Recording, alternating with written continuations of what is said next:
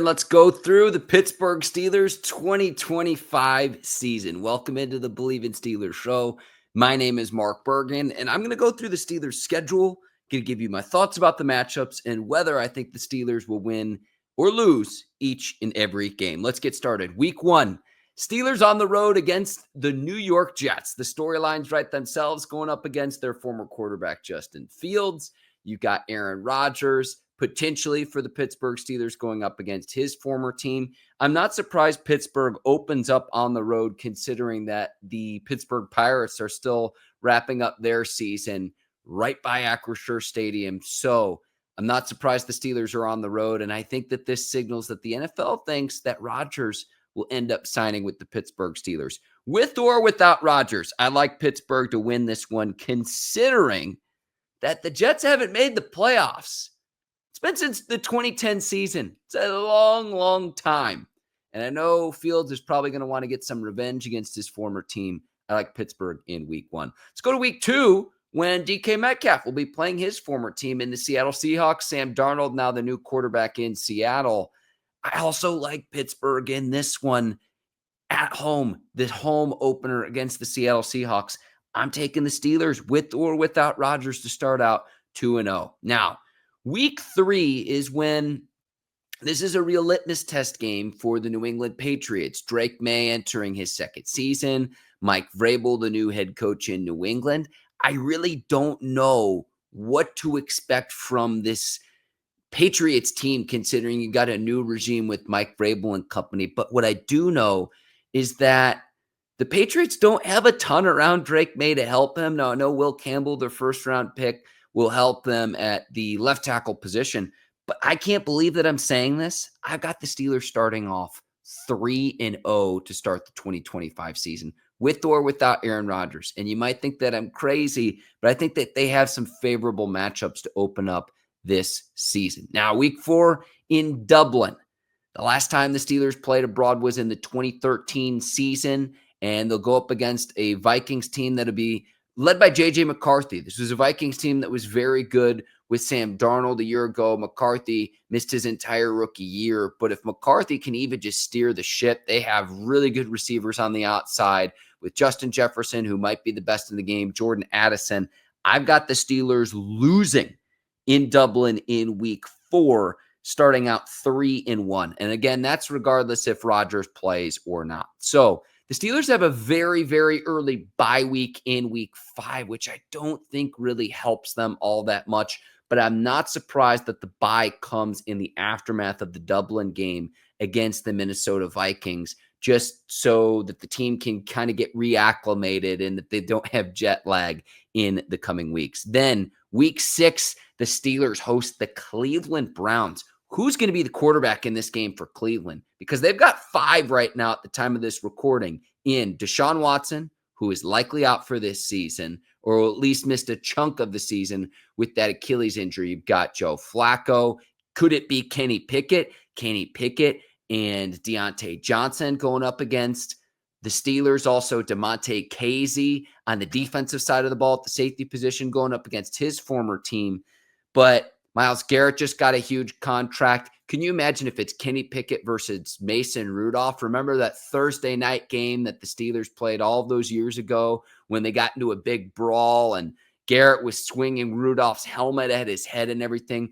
There is bad blood between these two teams. It always seems to get pretty chippy. But considering the Steelers are coming off their bye week, I've got them beating the Cleveland Browns in week 5. These teams typically split the season series, but I've got the Steelers winning, considering they'll have more time to prepare for Cleveland, and the game being at Acrisure Stadium in Pittsburgh at home. I like Cleveland to get by, the Steelers to get by the Cleveland Browns in week 6. Then the Steelers have a shortened week. It'll be a shortened week going up on the road against the Cincinnati Bengals in week 7.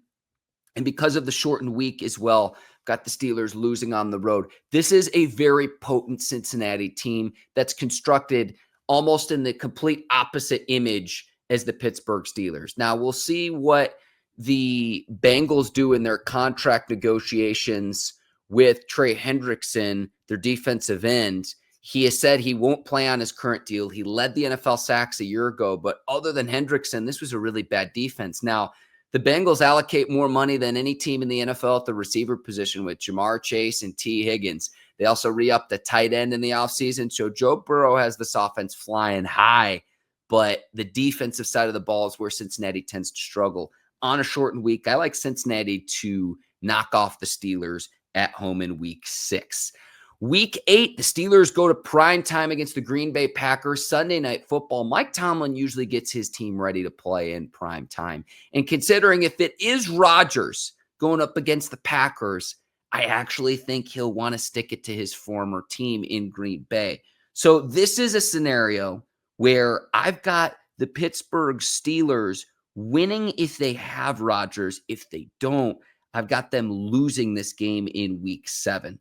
So again, winning if they have Rodgers. If they don't, then I've got them losing that game. So that's how I foresee that going.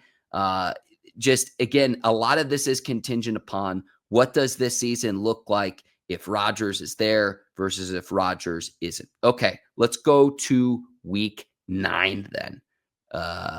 Give me just a second here. Week 9 against let's see, because the bye is week 5.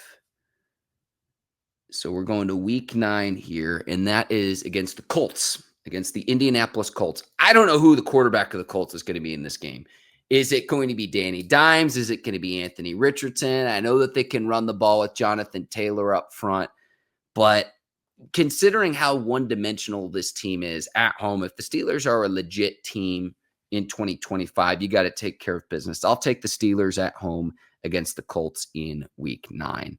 Week 10 back on Sunday Night Football for the Pittsburgh Steelers, and they go against Najee Harris and a Chargers team that is on the up and up under Jim Harbaugh and on the up and up with Justin Herbert. What does Najee look like against his former team? Out in California for week 10. Oh, it pains me to say this. I'm going to take the Chargers, but this is one of the most fascinating matchups on the Steelers schedule, considering what type of game Najee will have and what type of production he has outside of Pittsburgh with perhaps a better offensive line. His offensive line during his time with the Steelers wasn't great, very durable, didn't fumble the ball, was professional, but probably not what Pittsburgh wanted in a first-round pick in Najee Harris. I can't wait to see this matchup in week 10. I've got the Steelers losing against the Chargers. So then in week 11, the Steelers will host the Bengals. I think that they get back on track and beat the Bengals at home at Acrisure Stadium. Again, a really, really potent Bengals offense. In week 12, the Steelers hit the road and will play the Chicago Bears at Soldier Field. What does the Bears team look like at this point in the season, considering Ben Johnson, the former Lions coordinator, is now the head coach of the Bears? Caleb Williams in year 2. The team is built around him. They fortified the offensive line this offseason and made a lot of offseason acquisitions to keep Williams upright. And he's got a lot of targets on the outside. Having said all of this, it's just too much of a question mark. I don't know if they'll progress to the point that you might expect at this point in the season. So right now, I actually like Pittsburgh on the road against the Chicago Bears in week 12. Week 13, the Steelers host the Bills. Josh Allen, it's going to be tough. He is as good a quarterback as there is in the NFL, and the Bills have gotten the better half of the Steelers the last several times these two teams have matched up. I've got the Steelers losing in week 13 to Buffalo. Week 14 is the first time the Steelers will play the Baltimore Ravens this season on the road in Baltimore. This is a really tough 2-game stretch for the Pittsburgh Steelers. I've got them losing on the road against the Ravens in week 14. Week 15 against the Dolphins, Monday Night Football. So another primetime matchup for the Steelers. And because it's this late in the year, could winter weather play a factor where traditionally in years past with Mike McDaniel and Tua and Tyreek Hill, Jalen Waddle on the outside, they haven't been good in cold weather and they haven't been very good against teams that have better records and that are better than them. I like the Steelers at home in week 15. I think that this is a favorable matchup for where it lands on the calendar for the Pittsburgh Steelers. Week 16 on the road against Detroit. I think this could perhaps be the Steelers' most difficult matchup of the 2025 season. This is a Lions team that's been as good a team as there is in football. Now, again, they won't have Ben Johnson, their offensive coordinator, but Dan Campbell has just built and rebuilt the culture with the Detroit Lions. I've got the Lions taking care of business and winning in week 16 against the Steelers at home in Detroit.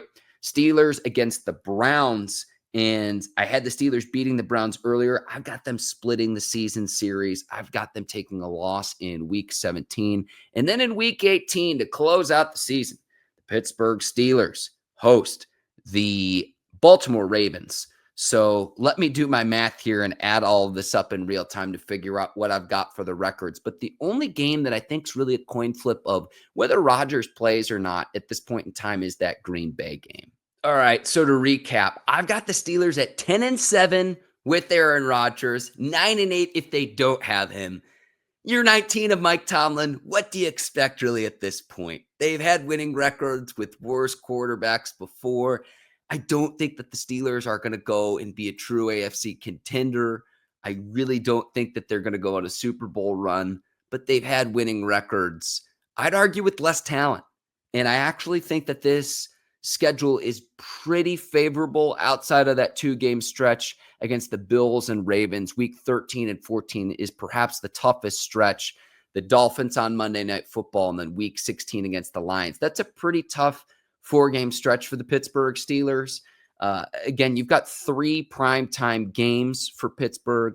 You've got week 8, well, unless you count the Thursday night games. So Thursday night in week 7, week 8, Sunday Night Football, week 10 and Sunday Night Football, and then week 15 on Monday Night Football. Again, you got the Dublin game in week 4. So the Steelers, we get a lot of the national limelight, but I've got them 9-8 without Rodgers. I've got them 10-7 if Rodgers is a Pittsburgh Steeler.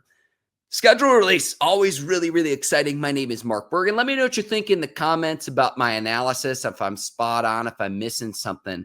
You know, I thought perhaps that this could be Mike Tomlin's first losing season, but looking how the schedule has shook out for Pittsburgh, I actually think it's pretty favorable. And look, I would never say never, but I don't think anything could be much worse than we saw on the back half of the 2024 season, considering that brutal 4-game stretch. It was a 5-game losing streak to close out the 2024 season. I don't think it's as difficult as that, but I do think that you have a tough stretch there on the back half of the season, close to the end, but not quite the full end. I actually think that the Steelers have a pretty favorable schedule early on this year. I don't think it's as brutal as we saw a year ago, though, on the back half for Pittsburgh. Again, my name is Mark Bergin. My prediction, 10-7 for the Steelers with Rodgers, 9-8 without him. Let me know what you think. I want to thank you, the listeners and the viewers, for watching the Bleav in Steelers show. I also want to say, hey, if you're listening to this, Apple and Spotify, 5 stars and 5 stars only. And on the Mark Bergin YouTube page, do me a favor, hit that subscribe button. I will see you next time. Until then, take care. So long, everybody.